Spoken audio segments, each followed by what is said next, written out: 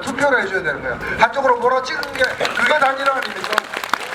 이거 맨날 제2야당이 이론이 된다고 진보정당에서 맨날 미워라 하던 논리인데 그죠?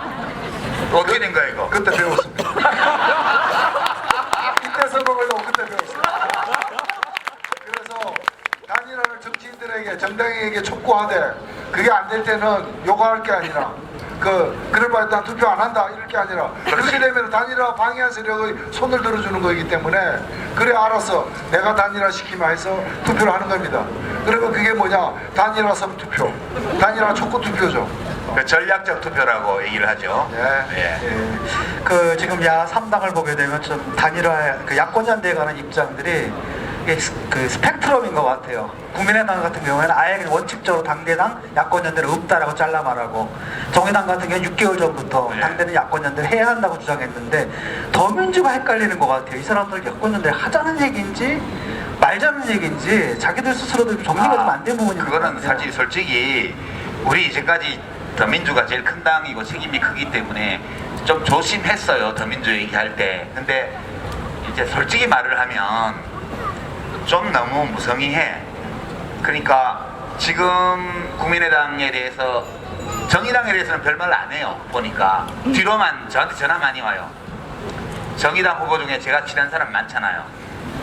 더민주의 현역 국회의원들이 저한테 전화하셔가지고 어떻게 좀 해달라고. 나보고 어찌라고. 자기들이 진작부터 당에다가 얘기를 했어야지.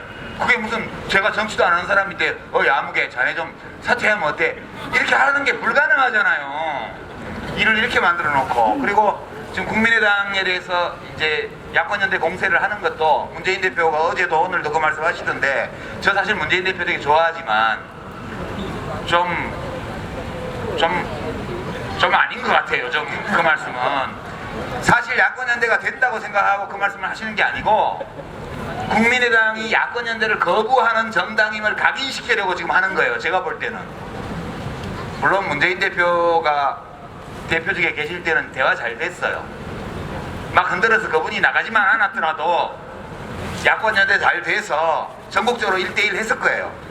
그래서 제가 야멸차게 문재인 대표에 대해서 말을 못하지만 그래도 지금 이 판국에 와가지고 뭐 정장산 씨는 뭐 이렇게 얘기하는데 불리한 지역도 단일화하겠다. 그럼 안 하려고 그랬어? 아니 그러니까 지금까지? 지금 문재인 대표가 뭘 맡고 있는 건 아니잖아요. 그렇죠. 그러니까 지금 제가 볼 때는 방금 말씀하신 것처럼 이제 문재인 대표 시절에는 좀 잘 되는 듯 했는데 잘 됐어요. 예, 비밀이 넘어가고 이러면서 잘 안 된 겁니다. 안 됐는데 왜 안 됐느냐?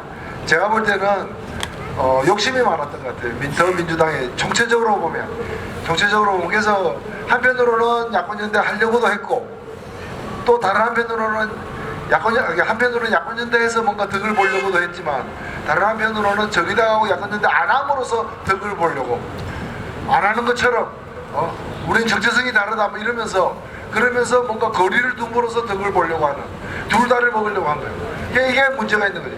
아니 비빔밥을 먹으려면 비빔밥을 먹고 설렁탕을 먹으면 설렁탕을 먹어야 되는데 이번 꼴을 먹으면 설렁탕에 비빔밥 말아서 먹는 거야. 맛이 없어. 둘 다 먹으려고 하다 보니까 이 꼴이 났다는 거야. 그러니까 뭐 알 수 없지 뭐. 지금 저 노 대표 노회찬 후보 말씀대로 유권자들이 고도의 정무적 판단을 할 수밖에 없다. 예. 뭐 정무적 판단을 뭐 당대표만 하나? 우리도 할 수 있어. 그죠? 예. 원래는 이게 정당에서 해야 할 일이잖아요. 그렇죠. 그걸 왜 그냥 유권자들한테 그러잖아. 참 사는 게 피곤한데 이런 문제까지 우리한테 넘기는지. 아니 근데 그게 정당만 그런 게 아니고 요즘 원래 대통령이 국민 걱정해야 되는데 국민이 대통령 걱정하잖아. 민주공화국에 살다 보면 어떨 때는 국민이 대통령을 챙겨야 되고 국민이 정당을 챙겨야 돼요. 할 수 없지 뭐. 그죠? 예. 어쨌든 유권자 여러분들의 그 현명한 선택에 기대를 해보기로 하고요. 여기서 이제 선거 운동을 하다 보면 조금 좀 비판이 섞인 질문일 수도 있습니다. 새누리당 강기훈 후보가 자기가 이제 토박이다라고 얘기를 하면서 너희 참 낙하산이냐 이렇게 이제 비판을 하잖아요. 낙하산요? 낙하산 공천 아니냐 이렇게 비판을 하잖아요. 사실 그렇죠? 낙하산 공천은 아니고요. 낙하산을 저를 뭐 비판하는 건 괜찮은데 뭐 패러글라이딩 협회라거나 특전사라거나 우리 국방의 제 첨단에서 있는 그런 분들을 이렇게 폄하해서는 안 된다. 그러니까 낙하산이 뭐 어땠어? 그런 얘기죠, 그죠? 그렇죠. 문제는 낙하산 타고 내려오는 건 문제가 아니에요. 낙하산 없이 뛰어내리는 게 문제죠. 네, 저는 이제 뭐 그렇게 생각이 들어요.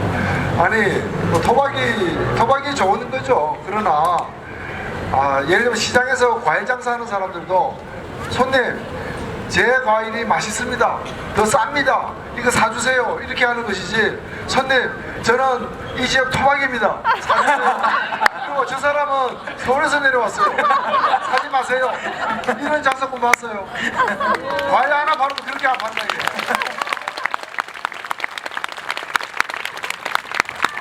그래서 실력을 보여주면서 이걸 해야 됩니다. 이걸 팔아주세요. 이걸 찍어주세요. 저는 이렇게 나가야 되는 거 아니냐 이렇게 생각합니다.